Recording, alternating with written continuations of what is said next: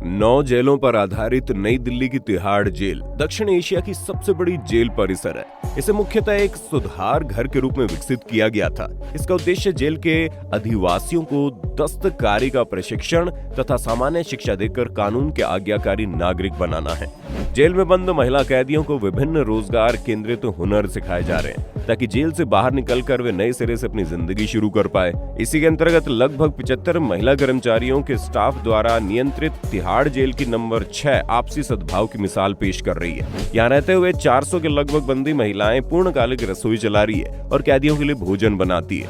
रसोई घर में काम पर रखने से पूर्व इन्हें खाना पकाने का विधिवत प्रशिक्षण दिया जाता है और इनका दिन सुबह 6 बजे शुरू होता है। यह सरकारी भाषा, इसे सुनकर तो आप एक बार मन करेगा कि मैं भी जेल जाकर आऊंगा, लेकिन असलियत कुछ और ही है। आज के वीडियो में हम आपको इसकी असलियत से वाकिफ कराने जा रहे हैं।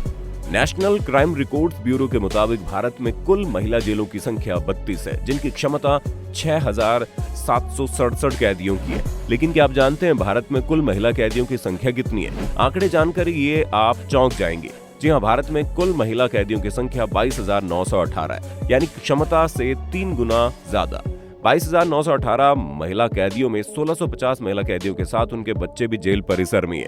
22,918 महिला कैदियों में से 1418 कैदियों के साथ 1601 बच्चे विचाराधीन अंडर ट्रायल कैदी थे और 246 बच्चों के साथ 216 सजायाफ्ता या कन्विक्टेड थे। अब आप सोचने पर मजबूर हो जाएंगे कि जब कैदियों का इतना अच्छा इंतजाम है तो उनके बच्चों का इंतजाम कैसा होता होगा।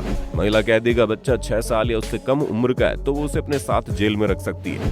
जेल मैनुअल में ऐसी महिला अपराधियों के लिए मदर सेल का प्रावधान है, लेकिन मदर सेल में उन्हीं महिला अपराधियों को जगह मिलती है जिनके परिवार वाले उनके बच्चों को रखने से मना कर देते हैं। कौन बताएगा कि जेल में पल रहे इन बच्चों का भविष्य कितना सुरक्षित है? किसी भी जेल की एक सामान्य सी बात यह है कि अधिकारी सभी कैदियों के साथ समान व्यवहार नहीं करते। कई सालों में ऐसी कई रिपोर्टें आई है कि जिन कैदियों के पास पैसा या राजनीतिक दबदबा है उनके साथ जेल में अन्य कैदियों की तुलना में बेहतर व्यवहार किया जाता है। भारतीय जेलों में ज्यादातर महिलाएं गरीब पृष्ठभूमि की है। तिहाड़ जेल में यूं तो महिलाएं वहां की कैपेसिटी से कम ही है, लेकिन फिर भी उनकी हालत वैसी है जैसे अन्य जेलों में।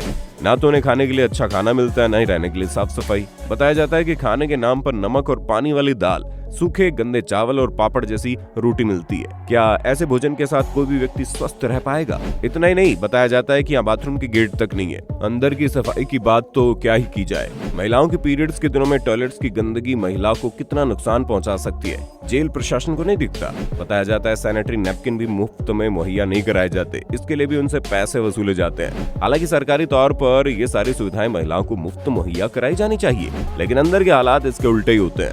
भारतीय जेलों में पर्याप्त चिकित्सा सुविधाओं का अभाव है। महिला कैदियों के लिए जिन्हें स्त्री रोग विशेषज्ञों और अन्य विशेषज्ञों के साथ नियमित परामर्श की जरूरत होती है, ये एक जटिल समस्या है। साल 2016 के मैनुअल में कहा गया कि प्रत्येक महिला जेल में कम से कम एक महिला स्त्री रोग विशेषज्ञ के साथ चिकित्सा सुविधाएं होनी चाहिए, लेकिन कई जेलों में अभी तक इसे लागू नहीं किया गया। कैसे होती होंगी इन महिलाओं की स्थिति परिस्थिति जेल से निकलने के बाद? क्या भारतीय समाज, संकुचित मानसिकता वाला समाज जो आज तक रूढ़ियों में जीता है, इन महिलाओं को अपनाता होगा?